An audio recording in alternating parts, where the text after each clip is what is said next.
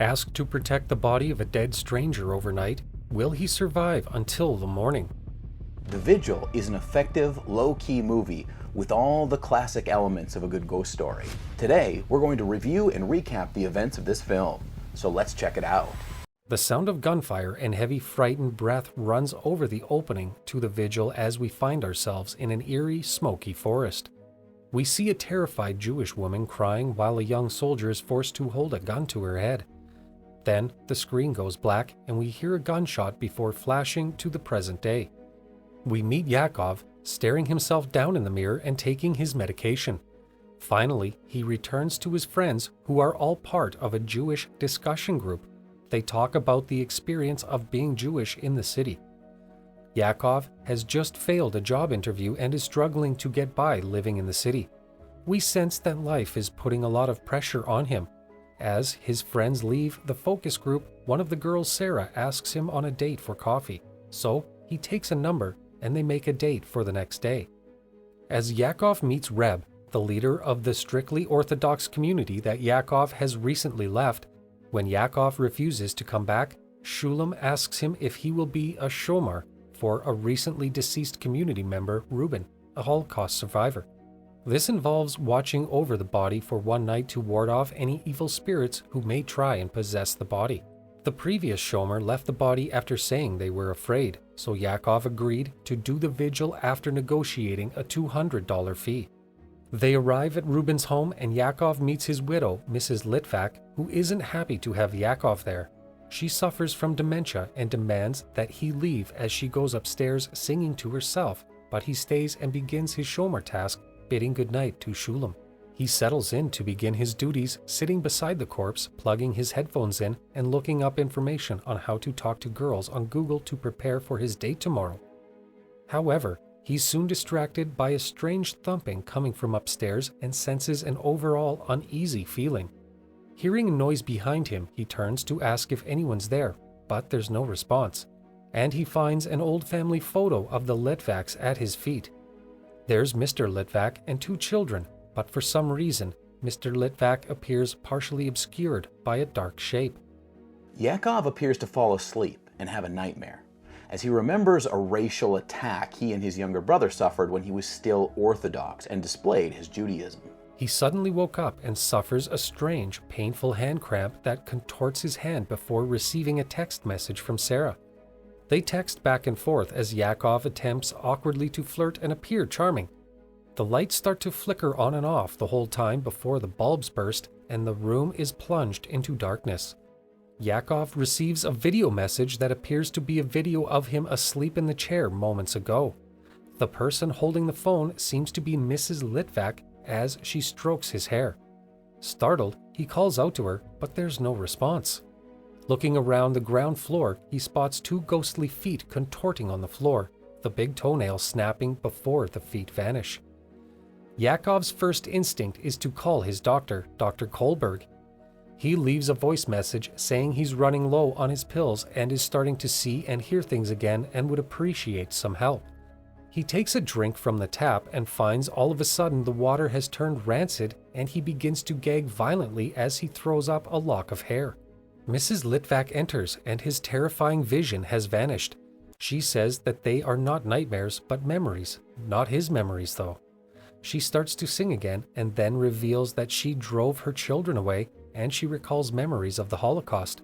She seems to be present but also distant at the same time. Picking up a shard of glass from the floor, she crushed it in her hand and starts to bleed before opening the door to the basement and going downstairs. Yakov follows her and finds the TV playing a video where Reuben is discussing his research on evil spirits and one in particular that has latched onto him. The demon is called a mazik. It has a face that is always cursed to look backward. Reuben says the only way to stop it is to burn its true face the first night it appears. Otherwise, it will never leave you. He warns that once it has died, it will find someone else to latch onto. Leaning into the screen, Yakov sees Mrs. Litvak sitting behind Reuben and mouthing something. As he gets closer, she seems to say, "Behind you." Yakov turns around and two spectral hands reach for him from the darkness. He screams and runs up the stairs and his phone rings. Dr. Kohlberg has called him back, and asked him how he is and what he sees. Kohlberg attempts to calm him down as Yakov explains what's happening to him. Kohlberg asks if the visions he's seeing are of a man with his face turned backwards. A cold shiver runs down Yakov's spine. How could he know this? His phone rings again, and he takes the call. Somehow, it's Dr. Kohlberg again. Suddenly, the voice on the other end of the phone is Yakov's dead younger brother, who asks why he let him die. The voice screams, and then Mrs. Litvak appears and tells him the mazik is latching onto him, that it won't leave him, and even if he leaves home now, the mazik will bring him back. Not listening, he leaves her home, but as he walks down the street, the same painful crunching that afflicted his hand before spreads throughout his whole body. Falling to the floor in agony, he sees the mazik walking towards him, its head turned backwards. He stumbles back to the home, the pain receding before being visited by a horrifying vision of the mazik and following down the stairs. He's dreaming again, back to the night when he and his little brother were assaulted. Attempting to flee, his brother was hit by an oncoming car and killed. Yakov cries in the road, cradling his body. He wakes up and he's back in the Litvak home. He calls Sarah on the video call, waking her up and appealing for help.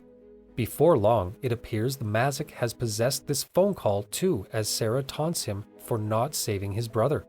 The body of Ruben sits up, only it appears now to be the body of his younger brother. Yakov embraces the body and weeps, apologizing for failing him. Then the vision of his brother disappears and he is left holding the empty sheet. He goes upstairs to look for Mrs. Litvak, finding her in her room. She recalls memories of her grandfather and how he escaped Kiev during the First World War. She hands him her grandfather's tiflin, the boxes that contain feather straps worn by Jewish men around the forehead and arms for their morning prayers. As she tells Yakov this, he puts the tefillin around his forehead and wrists, accepting he must allow his faith back into his life in order to defeat the mazik. He enters the corridors of the Litvak home, holding a candle against the darkness and praying quietly, doing his best to be brave. As he gets deeper into the darkness, he begins to see someone else holding a candle before him, and as he gets near, he sees it is the mazik, with its face turned backward. Its head twists inhumanely towards him and mirrors his face. Repeating his prayers, Yakov holds the candle to its face and burns it as Ruben advises. The face melts before him and the screen fades into darkness. Downstairs, the body of Ruben is convulsing and crunching under the sheet. With his newfound courage and faith, Yakov sits before the body and continues to pray, soothing his spirit. We return to the moment that opened the film and realize that the boy who shot the woman in the opening was Ruben, forced to do it against his will. At this moment in his life, the mazik latched onto him. Back in the present, Yakov sits by the body and pleads for the mazik to leave him alone, commanding it to go. His faith sees it through, and he is able to save Ruben's soul. The following day, Mrs. Litvak strokes her husband's body through the sheet. She seems lighter now, knowing that her husband has been saved. The rabbis arrived at the Litvak home, ready to remove the body and relieve Yakov of his shomer duty. As Yakov leaves, the camera lingers on him walking down the road. We see the sadness and the weight of the previous night hanging heavy on him. He receives a text from Sarah asking if he still wants to go on a date. He leaves the frame and the film ends on a lingering out-of-focus shot of the Litvak home.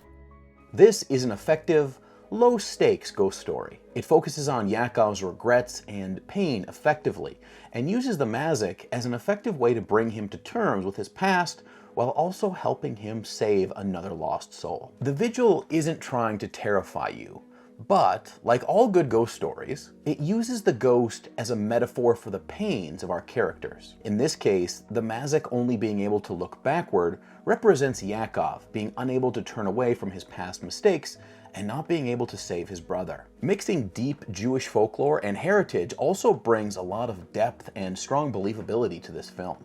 Dave Davis does a fantastic job of bringing a sad but believable performance and carrying most of the film's short runtime. He and the strong soundtrack do all the heavy lifting to make the minimal scares both creepy and effective. Please subscribe to our channel to be notified when we upload. And don't forget to suggest movies that you want us to recap in the comments down below.